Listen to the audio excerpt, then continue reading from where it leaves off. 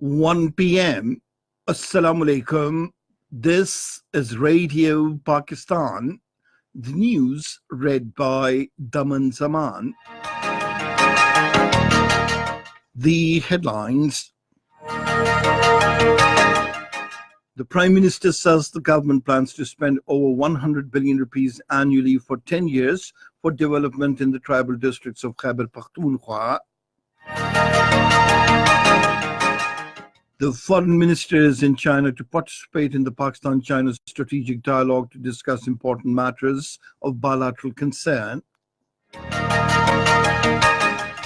The nation is observing a day-long mourning today in reverence of those martyred and injured in New Zealand terror attacks on Friday last. In occupied Kashmir, the Indian troops launched coordinated search operations in different areas of Pulwama district today. And now the news in detail. Prime Minister Imran Khan has said a 3-week consultative process on 10-year development plan for former FATA is being initiated. In a tweet today, he said the process is being started from Bajor. The Prime Minister said the tribal people will see unprecedented development as the government plans to spend over 100 billion rupees annually for 10 years in the tribal districts. Prime Minister Imran Khan has said the next edition of the Pakistan Super League will be held entirely in Pakistan. In a tweet today, he congratulated the Pakistan Cricket Board, the organizers, and the security forces for holding a successful Pakistan Super League extravaganza in Pakistan. He also felicitated the Quetta Gladiators and their manager, Sir Vivian Richards, for winning the Pakistan Super League final. The Foreign Minister Shah Mahmood Qureshi has arrived in Beijing on a 3-day visit to China. At the airport, he was received by the Chinese ambassador to Pakistan, Zhao Xing, Pakistan ambassador in Beijing, Masood Khalid, and senior officials of the Pakistan embassy. The foreign minister would participate in the Pakistan-China strategic dialogue to discuss important matters of bilateral concern, including the China-Pakistan economic corridor.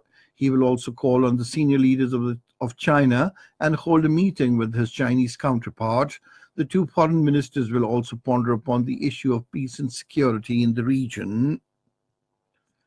The government today launched a week-long Clean and Green campaign today. The Minister for Communications, Murad Saeed, inaugurated the campaign at a ceremony at the Islamabad airport. Speaking on the occasion, he said the National Highways Authority has been entrusted with the responsibility to ensure cleanliness and greenery around its road infrastructure projects. The nation is observing a day-long mourning today in reverence of those martyred and injured in New Zealand mass shooting on Friday last.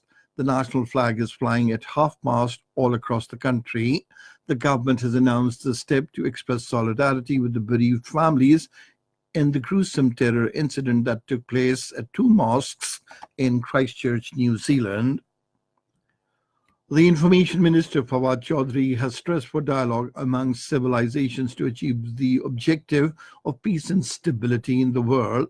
In a tweet today, he regretted that rise of hate mongers on the world stage are making the world unsafe. The Information Minister said Pakistani flag will remain at half-mast in reverence of the martyrs of the Christchurch attack.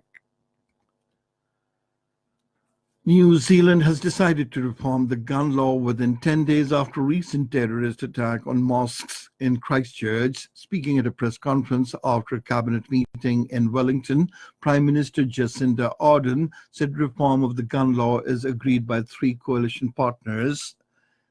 Turkey has urged the world community to stop using provocative language after recent terrorist attacks at 2 mosques in New Zealand. Talking to reporters along with Foreign Minister Mevlut Cavusoglu in Ankara, Vice President Fawad Oktay said terror and terrorists have no religion, no race, and no geography.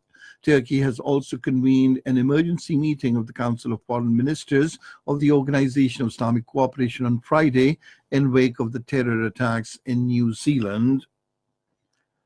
In Australia, the media watchdog has launched a formal investigation into possible breach of rules by networks which broadcast or put online images from a live stream of New Zealand mosques massacre.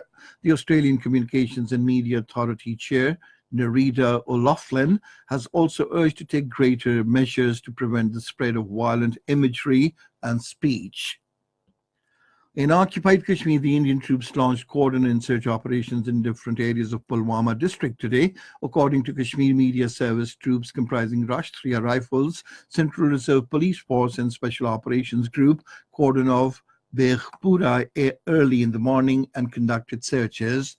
The troops have blocked all the entry and exit routes with heavy deployment of soldiers. The United States has warned North Korea not to renew its missile test. The warning came after a senior North Korean official said Pyongyang is considering to suspend talks on denuclearization with the United States and resume its nuclear and missile tests. During a radio interview, American National Security Advisor John Bolton, however, said President Donald Trump is still willing to break the stalemate.